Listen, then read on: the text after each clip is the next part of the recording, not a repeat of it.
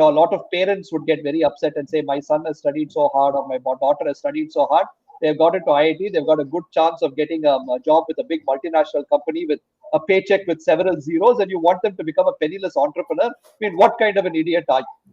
Right? Is the kind of questions we used to face, and this poor kid will come and say, "I'm really interested, but I can't go against my parents. What shall I do?" Welcome to another edition of ContraMinds. In this episode, I am in conversation with Dr. Ashwin Mahalingam. Ashwin is a professor in the Department of Civil Engineering at IIT Madras. His research areas include infrastructure and construction management, public-private partnerships, and cross-cultural issues in large engineering projects.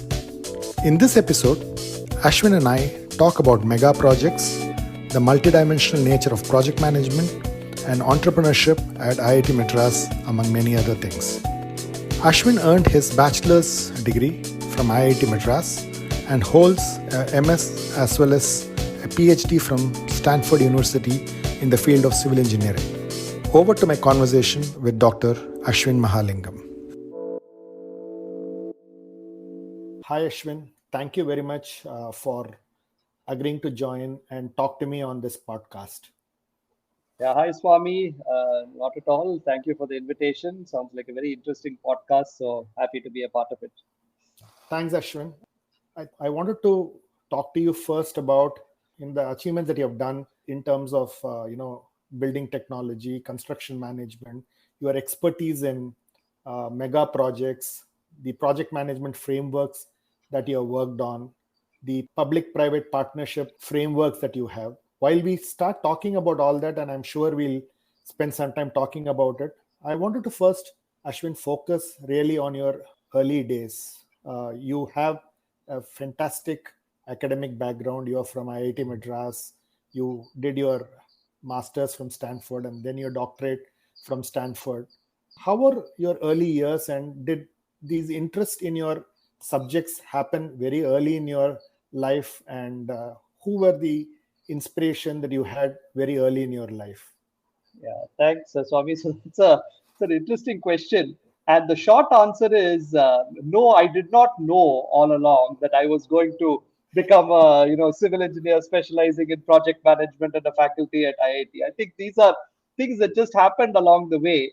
I grew up in a family where academics was, of course, given importance. I mean, the idea was that you rose in life by studying well and taking care of opportunities. And I was lucky enough to get into IIT Madras. It's a very tough entrance examination. I'm sure there were lots of other candidates as well, but that day, I guess I was, I wrote the exam well. And I entered IIT Madras and took up civil engineering, to be very honest, not because I was very passionate about civil engineering, but because my rank in the entrance examination was such that I could not get anything else. If I had been number one in India, I would have taken computer science. That's what I wanted. But there were lots of smarter people above me. So of the subjects that were available, we had civil engineering. And then in those days, so the good thing is my parents actually just completely let me make my decisions. There was no sort of, why don't you go to IIT Kharagpur and study chemical engineering, or why don't you do this? We just said, do what you want. So I took up civil engineering, and in those days, this was in the mid to late 90s, where the Indian economy hadn't quite picked up. Liberalization happened in 1991, and the effects were seen much later. And so in those days, all of us used to, or many of us used to go abroad after we finished studying at IIT Madras. And so this was just herd mentality. Everyone goes abroad. So I also went abroad. And of course, since I was in civil engineering, I specialized in civil engineering and got admitted into a program in construction management. Again, there was really no design there. I applied to some colleges for transportation engineering, structural engineering, construction. It was all over the place. It's just that I got lucky to get into a university like Stanford. And then my entire view at that point was, let me finish, a couple of years, let me switch to computer science in the US and then start working for, in those days, Microsoft, Hewlett Packard, Google and stuff was just coming along, which I sort of did. I mean, I took a lot of courses in computer programming and then joined a startup. But things didn't quite work out with the startup. Lots of economic turbulences, the 9/11 crash, and all of that. And so I ended up coming back to Stanford. And my advisor at the time said, "Look, I have a little bit of work for you. You can take some courses if you like, but at the same time, just help me out with this project. So I said, fine. I took some courses in management this time to understand that world a little bit and entrepreneurship.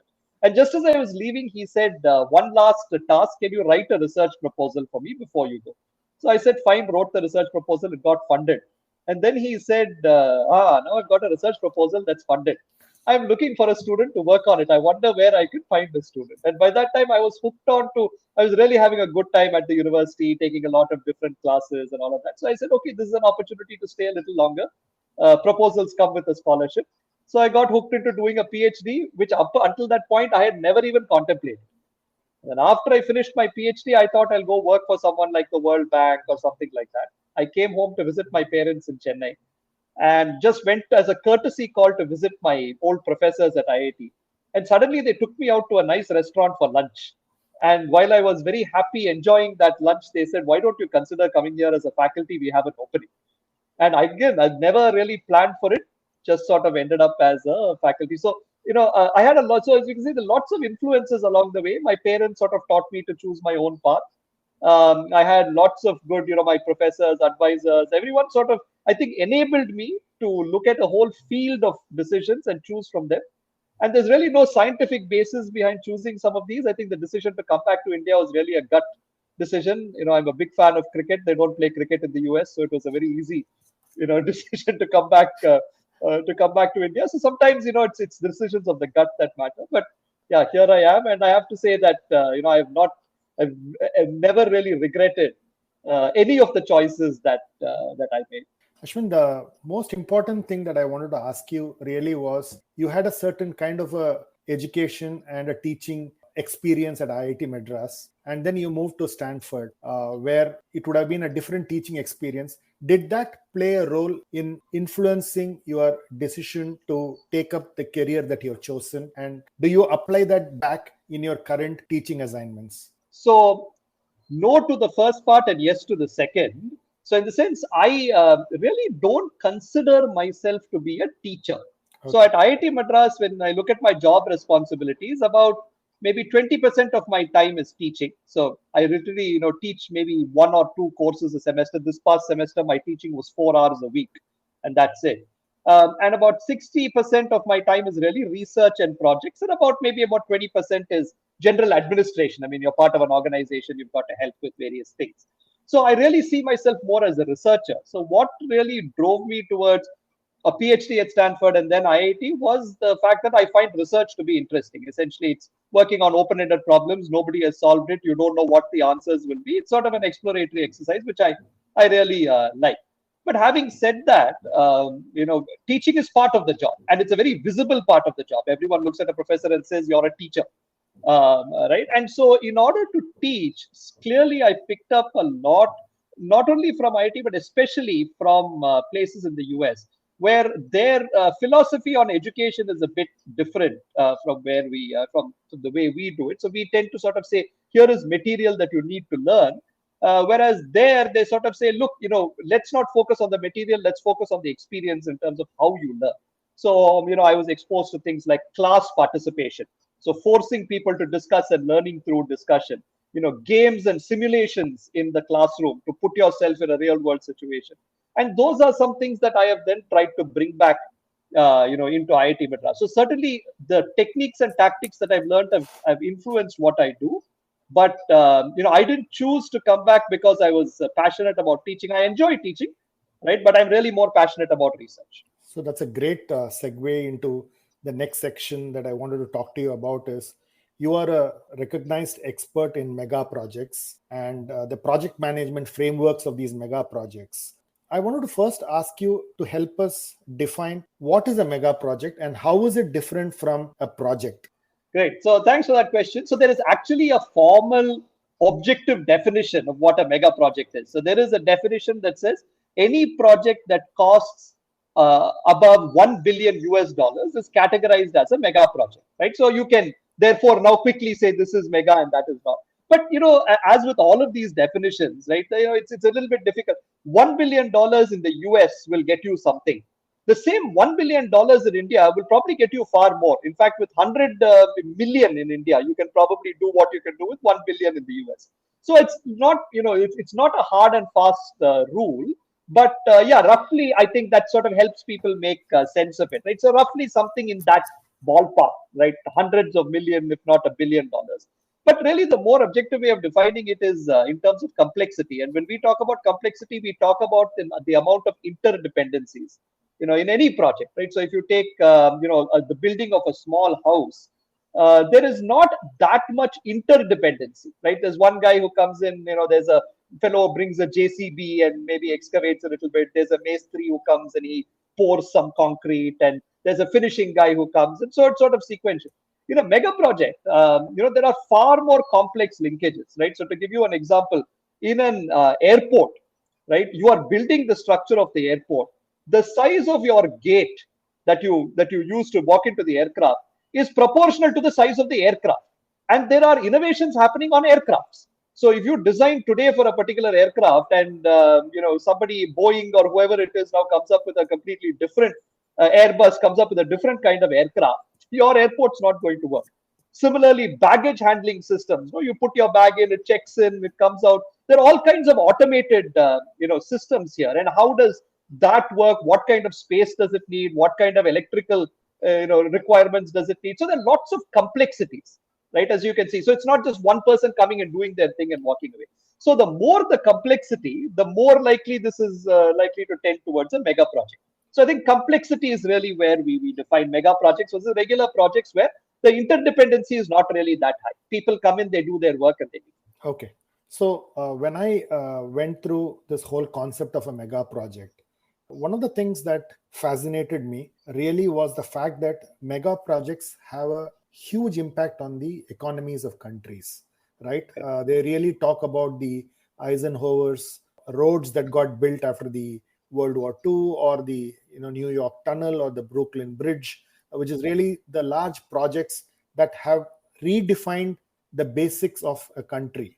What do you think a mega project kind of a vision have for a country like India, and how do you think mega projects will affect developing countries like India? Sure. So I think we all know that India requires a lot of infrastructure, broadly put, right? And infrastructure doesn't mean only roads and bridges and that kind of stuff. As we are seeing now with the whole COVID-19 pandemic, right? Healthcare infrastructure needs to be, beefed up. We've been complaining a lot about our overall education infrastructure. We have some very good schools with good facilities. We also have some very poor schools with poor. So infrastructure, social, physical, needs to sort of be given a big fillip. And of course, Government of India over the years has been trying to invest in all of this: education, housing, etc. But in some cases, if you really want to get the biggest bang for the buck, it's not enough to sort of invest in a small housing settlement here, or maybe a bus stop here. You have to literally invest in a large, massive undertaking that will change the way the game is played. So, for instance, in a city like Chennai, for the last few years, we've been building a metro. Right, so we now have one phase of the metro that's operational. Of course, because of the pandemic, I think ridership has shrunk. But there's another phase of the metro that's coming up. And by the time we're done with about 3 or 4 phases of this metro, literally just like any city, just like Paris, just like, wherever, London, you can get into a train and you can go wherever you want. You don't necessarily need to sort of go on the road.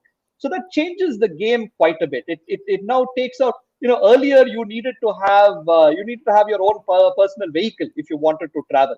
If you didn't have your own personal vehicle, you had to take public transport, but which was typically bus systems. But then you'd have to wait. Buses might be crowded. You didn't know what travel times would be. Then you had these intermediate providers like the share auto people coming in. And essentially transportation was not as smooth. But now if you're saying in a city, for the economy to grow, somebody in the north of the city should be able to access a job opportunity in the south of the city, right? Because it's cheaper to live in the north, but there's more places to work in the south. Then you enable that by building these kinds of mega projects. In this case, the Chennai Metro enables this. So I think we need to start thinking about, and we've got all kinds of, there are a number of metros that we are building, the number of airports that we are building. There are these industrial corridors that we are building. We are not talking about a high-speed rail. The first link is from Mumbai to Ahmedabad, and then hopefully there will be a spread of that across the country. So the idea is whether it's getting people to work, bringing water to people, bringing other services to people, bringing electricity to people. Can we rethink these from small projects where I say, okay, let me put an extra bus stop here.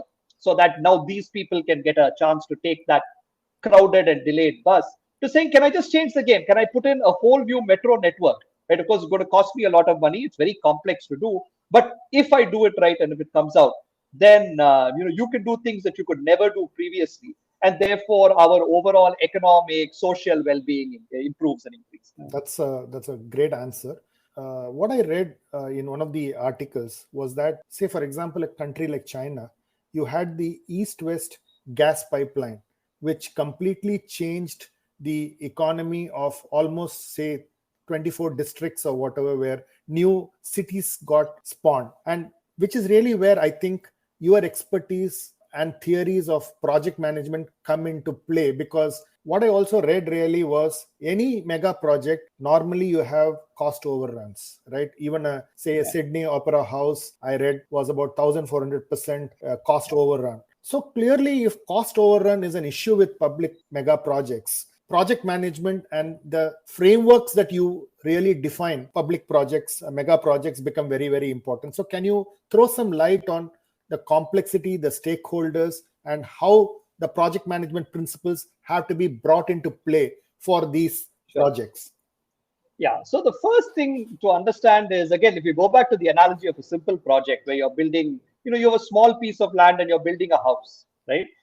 The uncertainties in that are relatively low. I mean, assuming you have the title to the land and, all of that. We know reasonably well what kind of soil it is. It's not very difficult to figure out what kind of foundation to put in. Buying concrete is not difficult. There are so many cement manufacturers. There are so many contractors that can mix it for you. Buying tiles, except none of this is particularly challenging or difficult. Of course, it requires time. You need to follow up, etc. But in a mega project, right, you have all kinds of issues that come up, right? So, for instance, you have issues with regards to stakeholders. Right, you build, for instance, one of these pipelines. Okay, now the thing is, sometimes these pipelines run through villages. Okay, which means what happens to those people who live in that path where the pipeline runs through? Right, it might be extremely expensive for you to reroute the pipeline, because then you've got to make sure that the oil is flowing in these sort of directions. Or you'll have to resettle these people, and nobody wants to be resettled. Right, perhaps this is my ancestral home for generations. My ancestors have lived here, and we have tilled this soil, and we are essentially sort of providing food for people elsewhere, right? Why would you make me move? And that's an issue. Okay, now even if I'm convinced to move, right, you might have to pay me to move, right? Because obviously I'm suffering a loss here. What constitutes an appropriate payment, right? You can pay people, but what about the environment that you're destroying? How do you value that? So you have all of these kinds of concerns, and people will raise them, and you have to have an effective way of solving these. Then as the project progresses, you might come up with all new kinds of uncertainties. For instance, you might come up with a political change, right? And a new government might decide that this is not necessarily the best use of taxpayers' money, right? Or it may not be a political change, but because of economic changes, a government that was in a really comfortable financial position might find itself no longer in such a position. Again, COVID is a great example. The amount of money the government has had to spend to keep the pandemic under control naturally means that other projects, like for instance the metro, will have to take a little bit of a back seat. So all of these uncertainties, right, unpredictabilities. So means couple of things, right? You've got to obviously manage the project. Otherwise, how do you deal with these uncertainties? But typically, when we talk about managing projects, when the software industry talks about managing projects, or when we do it in construction, we have these models that assume that projects are a sequence of activities that I have some amount of control of. And you'll have these various sort of techniques that you can use to plan these projects and optimize them, etc. Problem is, in these kinds of mega projects, I plan to start, building this road in 6 months, but so many things happened in 6 months that I haven't even acquired the land, right? So what happened to my plan? It goes out the window. So the first lesson in terms of project management of mega project is being able to be flexible in your planning, in your design, in sort of so many aspects that are very, very critical. So you can't have rigid project planning. If you read a project management textbook, people will talk about something called, depending on which textbook you read, the golden triangle or the iron triangle. Essentially, it's a triangle with time, cost, and scope at its three vertices. And people will say, in order to manage a project well, you've got to be, on budget, you've got to be on time, and you've got to finish your scope. But all of these three are moving targets. right? I don't know how long this will take, depending on economic upheavals, political upheavals. I don't know how much this will cost, because for the simple reason, you start building something and then you start building this metro, and there's a lot of protest from people saying, hey, you are building this metro until X. Why don't you extend it to this community 1 kilometer down the line? And that community happens to be perhaps the vote bank of the elected MLA or MP. And therefore, he feels that this would be a good idea to push it there, because then these people will be happy and possibly vote in the next election, which means I can push it another kilometer or so, but that's going to cost me more money, right? And again, this is a very practical political, consideration set.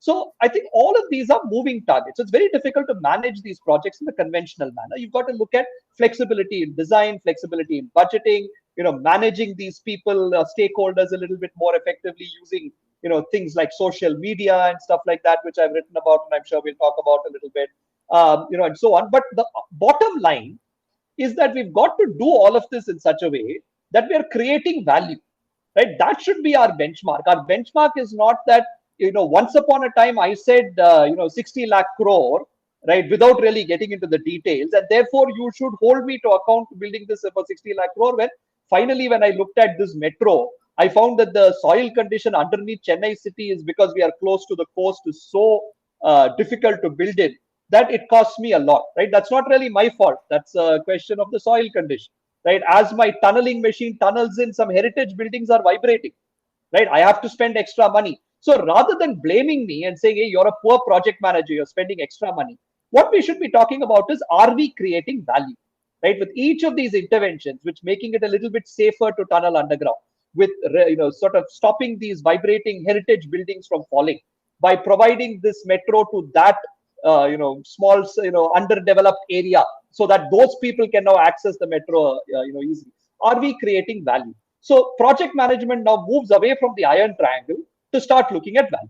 And if you can create value, then you should sort of be happy that the project is going on track, irrespective of whether you met your original cost and budget. Okay. And okay. So on that note, as I was reading more about this, for example, today what I saw was, there are close to about 414 projects where the cost overrun itself is close to about 4.33 lakh crores, right?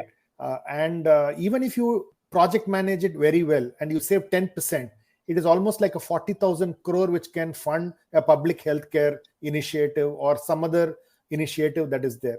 So when you really look at this kind of overruns, how do you really, ensure that there is accountability, and how do you define value in a mega project? Yeah. So so two questions there, right? How do we account for these overruns, and how do we define value? So on the overrun question, I mean, these are statistics. For instance, if anyone is interested, they can go to the Ministry of Statistics, or the MOSPI, I think we call it, and they have all of these statistics on projects, and you can do all of this analysis. Now, we've got to understand that this cost overrun is essentially, when you say there's a cost overrun of 1,000 crores, it is the difference between the actual cost and the budgeted cost. Now, the question is, what is the budgeted cost? When did you budget it? Because, for instance, somebody can say, hey, I want to build 100 kilometers of a road. What will it cost me? And somebody else will say, roughly, it will probably cost you about 7 crores a kilometer. Okay. And so you say, okay, it's 700 crores. Then you go in, and so you put one nail on the ground. You say 700 crores. Then you go in and you find this road is not in some nice flat area. It's in a very hilly, mountainous area full of ravines, etc. It has to be a winding road. It's somewhere in the northeast. You get your manpower and material there is going to be very difficult, etc. When you factor all of that in, it turns out that a reasonable value for that road is, say, 1,000 crores, not 700. Okay. Now, and you build it for 1,000 crores.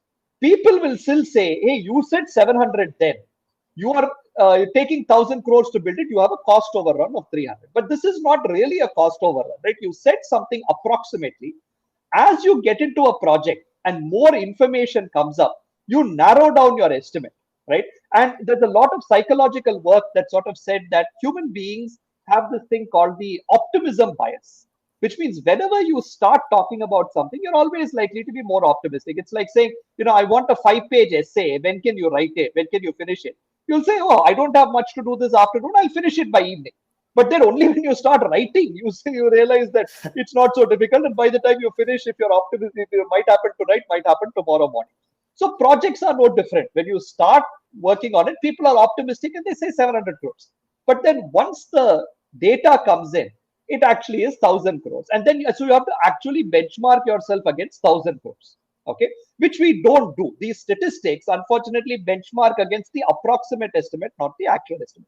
So the actual overruns in many cases are lesser than what we perceive.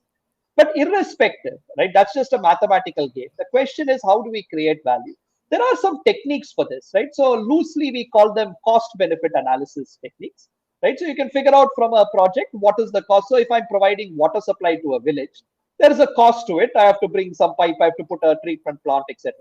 But there is a benefit to the village. First, there is a direct economic benefit. Maybe those people are spending a lot of money getting water from somewhere. Now that is now a savings. Second is they are probably falling ill quite a bit because they're just drinking, impure water from whatever local sources they have. Because they fall sick, they're unable to go to work. And these are all, in villages, possibly daily wage earners. And so if they go with the existing system, they pay X amount in medical fees and lose Y amount in daily wage.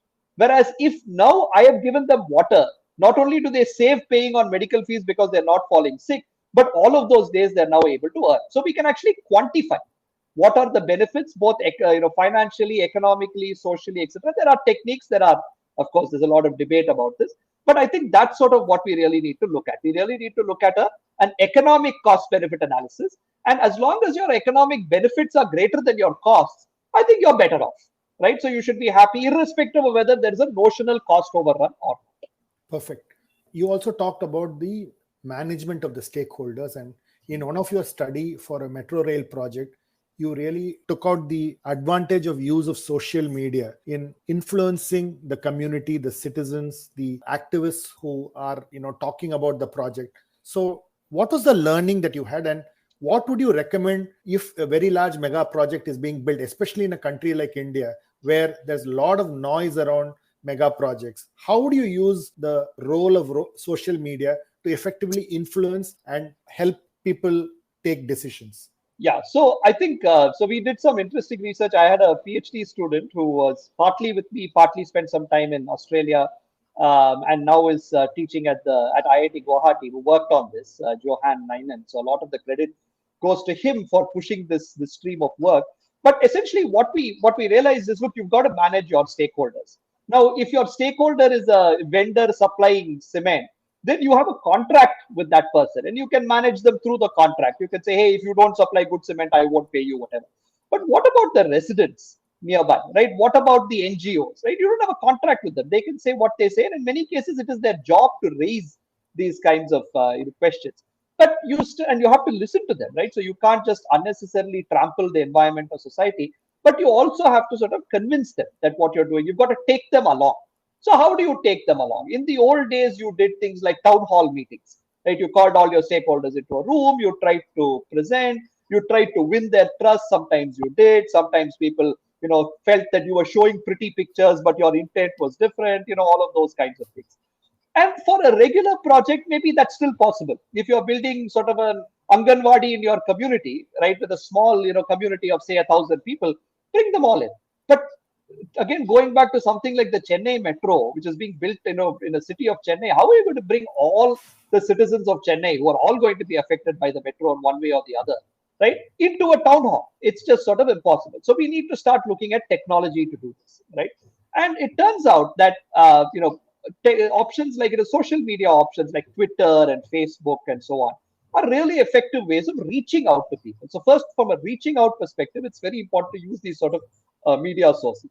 Second is, what do you do, right? You just create a Facebook page and you just, post some boring technical updates that an IIT civil engineer might understand, but nobody else would, right? Absolutely makes no sense. So we realized that we started looking at this question of how do people influence one another? How do organizations influence one another?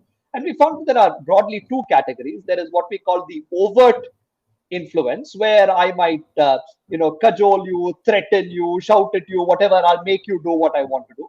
And then there are very, what we say, covert or ways of doing it, where I influence you almost at a subconscious level, right? I almost try to get you to believe that what I'm doing is the right thing without me telling you that it's the right thing. It's a concept that there's a French philosopher called Michael Foucault called it governmentality. And he sort of, was asking the question in terms of, why do prisoners in prison, right? Prisoners are like the worst people in society, right? Why do prisoners in prison behave in such a disciplined manner, right? And he sort of argued that the prison creates an environment which tells them that this is the way in which to behave, right? So how can organizations create an environment which convinces people that yes, what we are doing is right?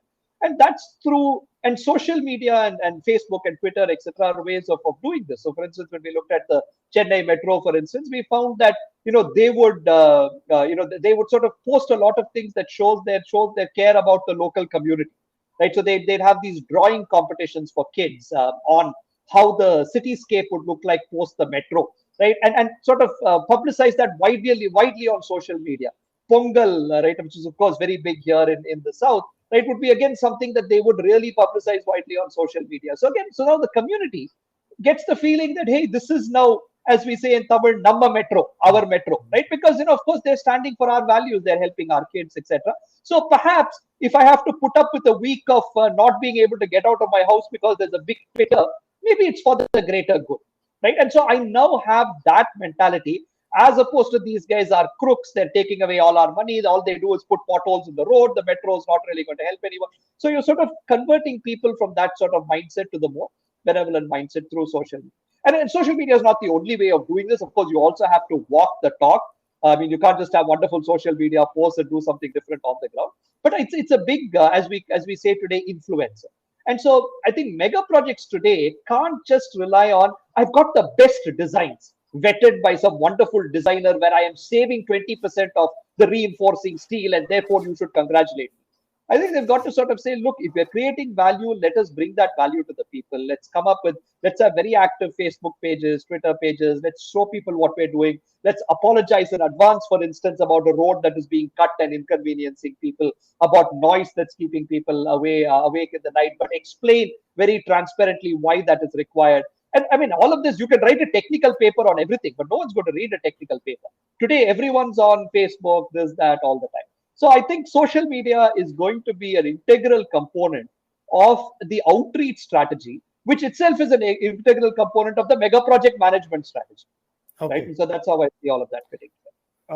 Do mega project teams have such teams who think on social media like this? Because I'm kind of quite amazed the fact that there was a drawing competition done for the community. So are these teams now being set up for mega projects? Yeah, well, I think it depends on projects. Right? I think the Chennai Metro actually has I wouldn't say a super active, but they have a Facebook presence and a Twitter presence. Okay. The frequency of their posts is not, is not 3 times a day or anything like that, but they actually have a presence. Do all mega projects have such presence? The answer is no. But I think, looking at what, and we've seen examples of this elsewhere as well, in Australia, in the UK, where a lot of the influencing of citizens, right? Because see, all of these projects tend to polarize people. On the one hand, people say, just take our own metro, just to stay on the same example. There are lots of people who say, why are you spending so many lakhs of crores on a metro when we already have a bus system and you can just strengthen the bus system, right? And so there are others that are saying, strengthen the bus system will get you so far, but if you want to go to the next level, you need sort of a metro. These are debates that can go on and on, right? And therefore, the people who are against you in that debate, right, are always likely to be polarized. So there will always be people polarized towards the project. And these kinds of strategies are things that, and so therefore going forward, I would really like, if you look at the mega project organization chart, managing director or whatever, all the way downwards, it'd be really nice to see a social media manager, right, as one of the formal responsibilities that's given to the project, right? And that would be, I think, a really good step in that direction. That's an interesting suggestion. Ashwin, the other thing that I read about you really is you're a passionate believer in design thinking, and you brought in design thinking process for a slum redevelopment project where you use design thinking processes to influence and involve the community. Can you walk me through what was the conceptual thinking around it, and how did you build this design thinking process into a project like that? Sure. Yeah. So, I mean, I'm not sure how many people are familiar with design thinking, and design thinking also has several variants, right? Since I went to Stanford as a Yeah. design school, D school as they call it, they've got a particular variant, and so when I use design thinking, I typically refer to that. But the philosophy is that very often, if I need to, there's a wonderful video that people can go and watch on the web of a company called IDEO, developing a shopping cart. Okay, it's a 5-minute video. Now, if you went to an engineering college or went to a company and say develop a shopping cart, the knee-jerk reaction would be okay, right? What do we need the shopping cart for? To shop, etc. Let's shut ourselves in the room because we're all super, designers. We'll design something and then we'll come out and say, "Tada! Here it is." Okay, and the world has had a lot of experience with these kinds of approaches, where when they come out and say, "Tada! Here it is," the person who's using this scratches their head and say, "Look, it's nice, but this is not really what I wanted." Okay, so design thinking sort of flips that on its head and says, you've got to really put yourselves in the shoes of people who are going to use this. Really understand, right? First, so that you can start designing, and don't shut yourself in a room, right? Do what we call rapid prototyping. Right, so you do I think that the Stanford paradigm is sort of EDIPT or something like that. The first E is to sort of ethnograph, or to really put yourself in people's shoes, come up with a, ideate a design, and then come up with prototypes that you test on people and say, is this what you want? And sometimes these prototypes can't be the full thing. They can be, models that are sketched, they can be thermocol models, they can be whatever, right? Small, quick and dirty things, so people can like hold it, feel it, rotate it, try to see if this is actually what they want.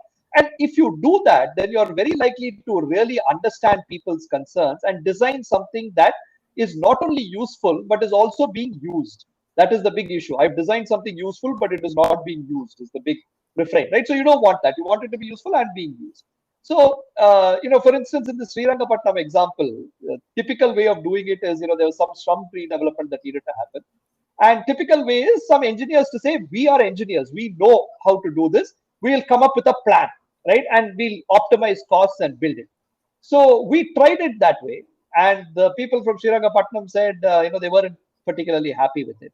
So then we actually had some of my students went and spent about 8 months. I mean, not fully 8 months there, but back and forth. And we had some NGOs were also helping us to try to figure out what these people really wanted, right? So one of the things, for instance, that they really wanted was not so much concrete houses, but street lights, because safety was more important. They were okay with living the way they lived, right? But safety was more important. This is something that never really came out in the beginning. We designed in our first design nice concrete double-story houses for people, thinking they would all be very happy with this. They said, no, we want street lights, right? We want, dustbins, because those are really what we're getting. So by spending about 8 months, and then we use some visualization technology to come up with 3D models, right? And a variety of quick and dirty 3D models. Two things happened. One is we arrived at something, at a design, which is very different from the original one we did without talking to people, which people really liked. Right, so it's very clear that we actually got to something that they wanted to live in. But secondly, for the original design that we did, everyone just nodded their heads. For the one that they sort of participated in, they came and said, look, if required, I will put in some equivalent of sweat equity, right? I can help build this. So if it is my house, I will be a laborer, right, for building it, etc. Right? So they actually had some ownership over the design, which probably means that these things have a higher chance of getting done. So if you watch that IDEO video, you'll see the same thing. You'll see these guys going to the supermarket and doing all kinds of things, figuring out ways in which the cart gets stuck, right, in that tight corner, right, and things like that. Bringing that back and coming up with hundreds of ideas, right, and then finally coming up with a prototype, which is, when you see the final product, is very different from what I thought would be like a shopping cart. So I think that's the design thinking philosophy. It's applicable in a variety of situations. And I think you could use literally design thinking for if you want to give somebody a gift, you can use the design thinking paradigm to figure out what would be a really nice gift to give to someone.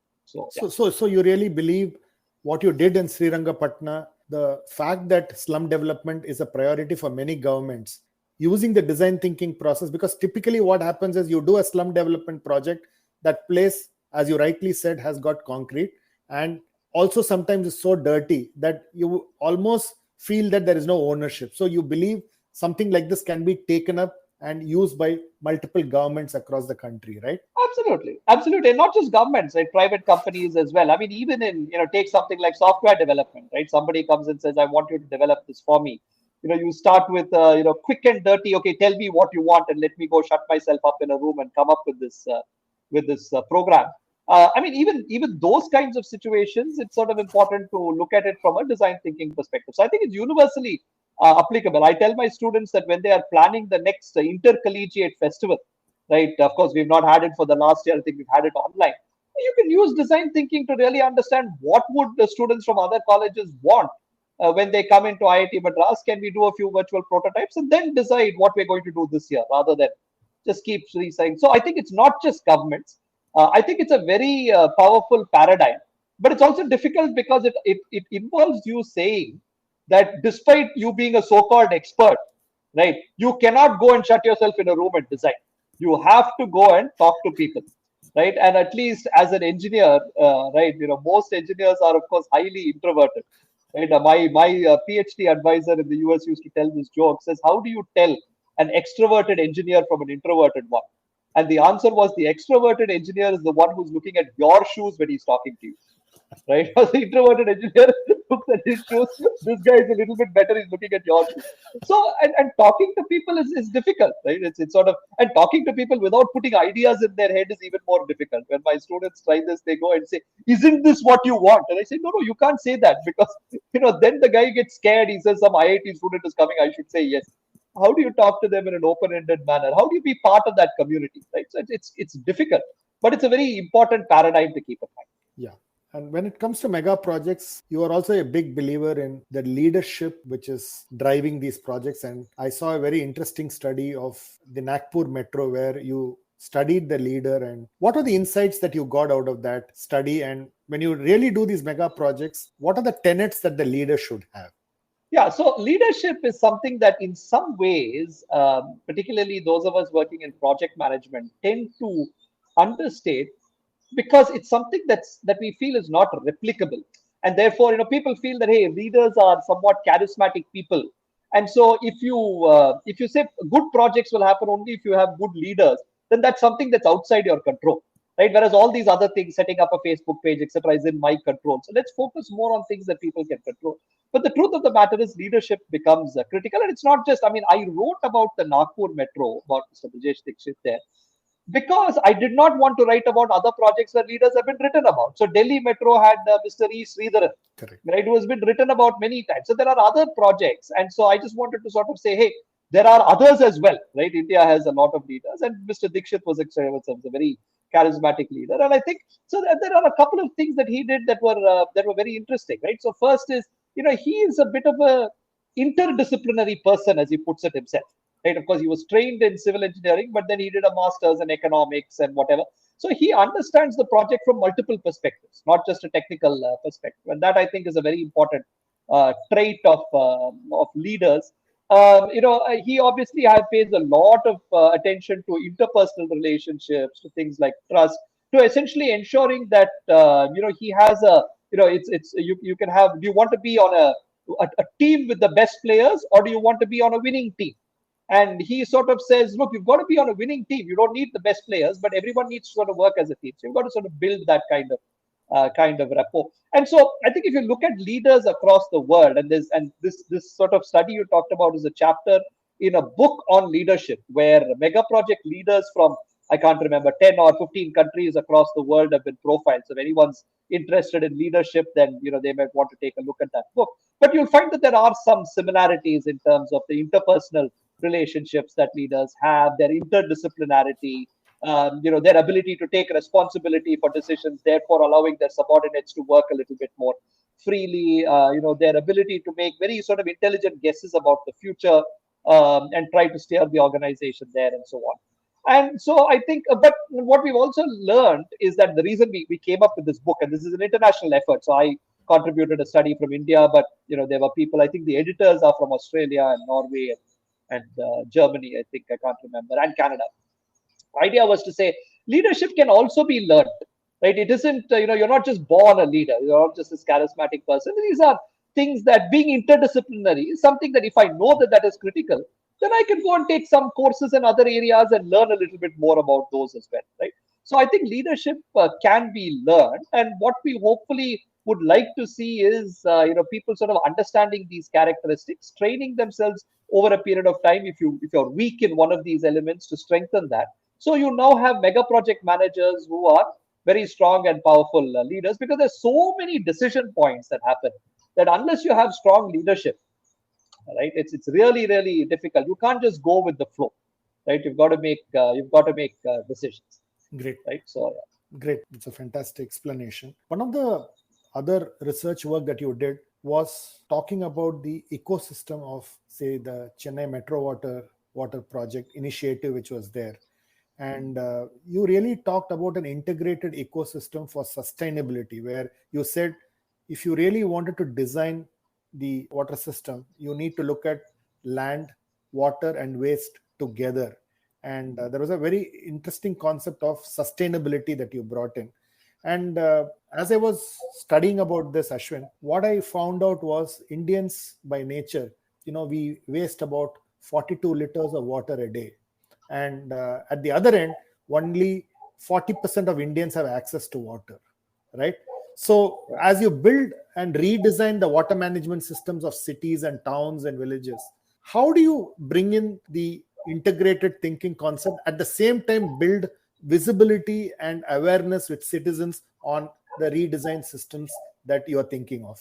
yeah, that's $1 million question. I think we don't quite know the complete answer to that, because if we did, we'd have probably made a lot more progress. But see, I think the thing is, there are certain things that are no-brainers, right? So I think we waste too much of resources of all kinds, right? Not just water, and therefore, the whole reduce, reuse, and recycle mantra needs to be, prominent in our thinking. So again, with regards to water, today technology tells us that I can treat your wastewater, whether it's from your bathroom or from your kitchen, to a point where it is of potable quality, right? And as long as it's of potable quality, why are you concerned about where the water comes from, right? So why can't we? So and there are studies that sort of say 80% of water that we use goes back into the system. We flush it down the toilet or we drain it down the kitchen sink, and 80% of that can be recovered, which means roughly about 65% of water can be put back into the system. So if you give me 100 liters of water today, then tomorrow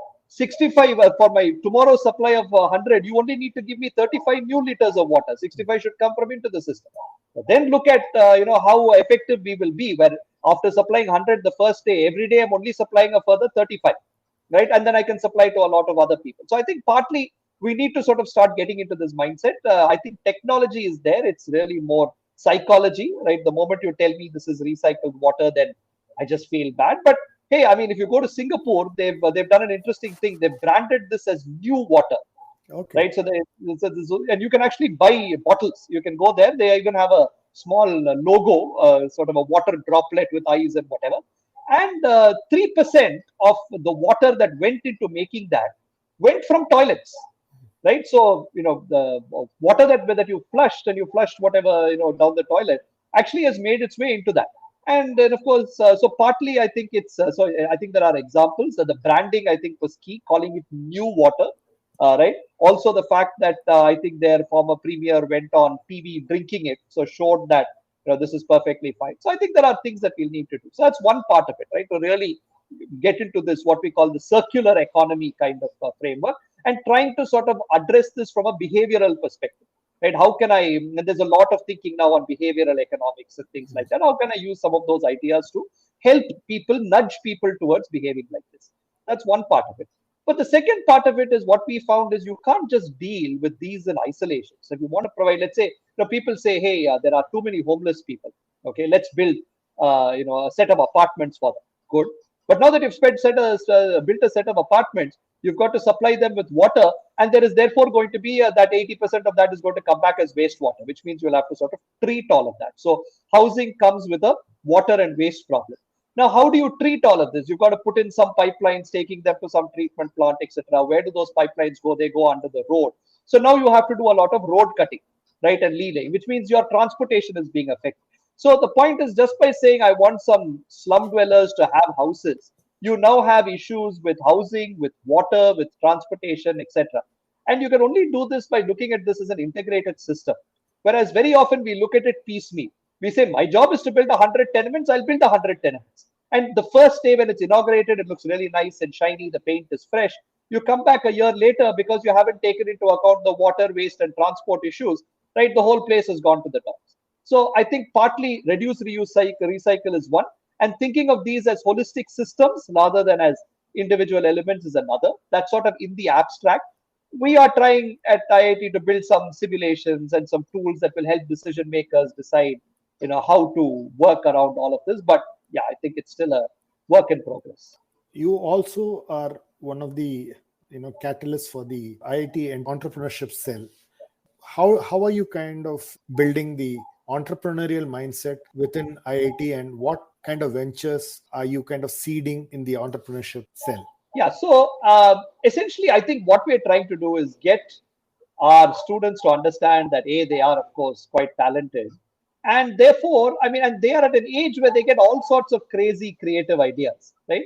And to say just go ahead and work on these, right? They are at a stage where they don't have families to take care of, they don't have mortgages to pay. They can take a bit of a risk, right? So we're trying to sort of get them to think entrepreneurially, to sort of say, hey, think of something new, think of something innovative, and actually, you know what, don't just think about it and maybe win a intercollegiate competition somewhere. Actually go ahead and do this, right? So we've put together an ecosystem inside our campus. We have we call for interesting ideas, we give them a little bit of funding, we help them understand what the markets could be, so that by the time they graduate they have a reasonable idea of what whether their idea will work or not as a business. And if they are confident, then we have an incubator that provides them some funding and mentorship. And so we've got a bit of a pipeline. But I think what essentially we're trying to do is to fill this pipeline, is to encourage people to think, and people being not just students but also faculty, saying, hey, you're doing research. Why does it just have to end up as a research paper? Can it not be productized as well? Right? So to encourage faculty and students to think entrepreneurially, trying to say, let me take a chance and see if I can make this. Part of that is catalyzed by the ecosystem around. When we started doing this, a lot of parents would get very upset and say, my son has studied so hard, or my daughter has studied so hard. They've got into IIT. They've got a good chance of getting a job with a big multinational company with a paycheck with several zeros, and you want them to become a penniless entrepreneur. What kind of an idiot are you? Right? Is the kind of questions we used to face. And this poor kid will come and say, I'm really interested, but I can't go against my parents. What shall I do? Right? But now, given the overall buzz around entrepreneurship, right, everywhere in India, people talk about Flipkart, they talk about this, Swiggy, Zomato, whatever, etc. Right? So the ecosystem has helped us. Second is, there's nothing like in college, like your seniors, right, doing this. So the moment now kids see that, okay, guys in third and fourth year are doing this, then from first, second year, they start doing this as well. So, hopefully we have this sort of positive cycle. We don't necessarily prescribe what they want to work on, right? I think anything is a good idea to start with if they can execute. But for some reason, and this is not by design, we tend to have people who are more interested in what we call deep technology. So there are relatively few people who are in sort of this app and e-commerce kind of space, but most people are looking at doing something in underwater robotics, or electrical vehicles or electric vehicles or something like that, right? So those are the kinds of companies. We have if you go to the IIT Madras incubation cells website, right, you can see details of a lot of our companies, and you'll find that they're all over, but quite a few of them are in the what we call the deep technology space. You are also a big believer in STEM, right, which is STEM-based education. And I did see some interesting videos of you analyzing the chess moves of Anand vis-a-vis, the music that Anil plays. And therefore, I found that to be an interesting jugalbandi, if I were to call it, of how you really put learning to practice. So do you believe that a STEM-based education is something which is very critical in our kind of curriculum and environment? Yeah, I mean, certainly, but I think STEM is sort of science technology. So I think it doesn't necessarily have to be science technology. But I think what we were trying to do in that particular, event, as well as elsewhere, is to sort of help people figure out how to think. I mean, and that I think is the way, because when we were growing up, right, and I was growing up, going through school, we were actually trained not to think. In fact, if you thought, you were probably at a disadvantage, right? Because you would be given so many questions to answer in a period of time. If you had sort of memorized it, you'd be able to do it very quickly. If you didn't memorize it and you tried to think over the paper, and I remember a classmate of mine who went on to be ranked number 18 all India in the IIT JE, right, computer science, etc. Right? We had a test once in 12th standard, and he said, "I'm not going to memorize. I'm going to come and work it out." Right? The rest of us memorized, and we did fantastically well in that test, either got full marks or 1 mark less. This guy failed because he didn't have, the question was such that unless you memorized, you didn't have time in that 30 minutes to write it. So he understood it better than us, but he got really no credit for it, right? And so that, in some sense, is the issue with the system. And unfortunately, that then takes over later on in life. I mean, it's okay if you're just looking for marks to do that. But later on in life, when you have to stand on your 2 feet, you've got to learn to think. And that's where a lot of people get into trouble. So I think what we're trying to do, and I try to do this in my class as well, and the whole STEM-based education, is say, how can we get people to think, right, for themselves, so that once they understand how to think, then truly everyone thinks the IIT entrance exam is a very difficult exam. It's difficult only because people have this sort of rote mentality and are struggling to sort of change. But if you knew how to think, I assure you, the IIT entrance exam is a very easy exam, right? As long as you can figure out how to think, right? Those questions, because they're not problems to be solved. So really, I think to me, it's not so much STEM, but it's sort of teaching with the ability I think too, if at the end of, I don't care if the fellow learns nothing in my class about the subject matter, but if the person learned how to think while he or she was in my class, and learned a little bit more about what they wanted to do or did not want to do, then that to me is the outcome I'm looking for. Brilliant. With 3D printing and the new technologies that are coming in the construction and the building industry, what are you seeing the trends and its implications on a country like India? Because I just read that IIT Chennai did a 3D building in your campus, so I kind of picked that up. And how are you seeing this technology and its application in a country like India? Yeah, so 3D printing is one of a larger family of what we might call rapid construction technology. So the thing that's happening in India today is, as I said earlier, we have a lot of things to build, but we're running out of material and we're running out of people. Right? You don't have the same labor force that you had in earlier years for a variety of reasons. I mean, people are upwardly mobile. A lot of people who used to be laborers, their children are no longer laborers. They've actually moved on to different kinds of jobs. So now in this scenario, when you don't have people, how are you actually going to build? And you have to therefore automate, right? And automation is so 3D printing is, so lots of ways in which you can automate. I mean, you've got all kinds of robots and drones and artificial reality and virtual reality and things like that. And 3D printing is one such sort of way in which you can automate the development or creation of various beams and columns or whatever, quickly bring it to a site and sort of stack it up, and with relatively little labor and all of that, get things done. So these are, of course, I think, technologies of the future. And I think India needs to really start thinking seriously about these technologies. Right now, like you say, it's an interesting piece in the newspaper. It's a curiosity item, right? It needs to start becoming mainstream. But having said that, there is still some R&D that is left. The costs are still possibly not comparable versus conventional technologies. And so there is some research that we're doing in that area. Partly, a few years of R&D will change that equation. Partly, we'll also have to look at government and whether they can look at policies that will enable these kinds of things and so on. But this kind of rapid, construction, automated construction, has to be the way of the future. Fantastic. Now for some personal questions, Ashwin. In your journey, which has been so successful, and from whatever I can see, the enthusiasm and the energy with which you speak, what are the kind of books that have inspired you along this journey? Oh, I never thought about it that way, right? So I read a lot, but a lot of my, I mean, so when I was in high school and college, I used to read things like P.G. Wodehouse, right? I used to read, I'm a big fan of J.R.R. Tolkien's Lord of the Rings, right, and stuff like that. So, and I've read fiction, non-fiction.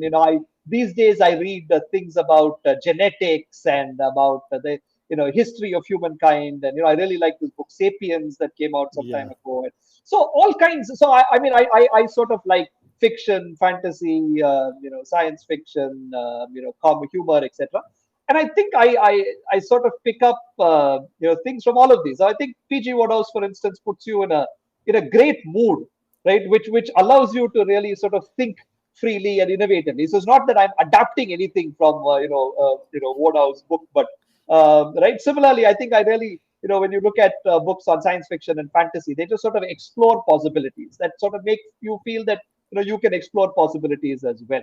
So I don't think there's a particular book or a set of books that have really inspired me. In fact, I actually have read relatively few books apart from textbooks on say mega projects. I mean, I know there are books on various kinds of projects, right? That project managers write at the end. I actually haven't read as many of them, right? But I've read all kinds of other stuff. But I think it's just really broadening yourself out to all other kinds of experiences, and I think that inherent multidisciplinarity will sort of come to the fore at some point and allow you to think creatively, which is what research and entrepreneurship and mega project management are all about in some sense, right? Thinking out of the box. The other question I had, and I used to ask many of my guests, and you are best positioned to answer this question, is normally when you look at a doctor, there is this whole continuous medical education that they need to go through year after year to keep up their professional practice, which is there. But for engineers, if you see after you finish your engineering, and when I look back, I'm myself an engineer, and now 30 years later, what I read in my engineering and what is happening today are completely different. So how do engineers practice continuous learning? You are in a very brilliant position of learning every day, but how do you make the engineers of today be a continuous learner 20 years ahead, 30 years ahead? Yeah, so this is a great question. I think there are a couple of things that need to be done. Of course, I mean, inherently, those who want to learn will always learn, right? So we leave that group out, okay? But otherwise, see, if you look at these kinds of professions, if you look at medicine, if you look at architecture, if you look at accounting, right?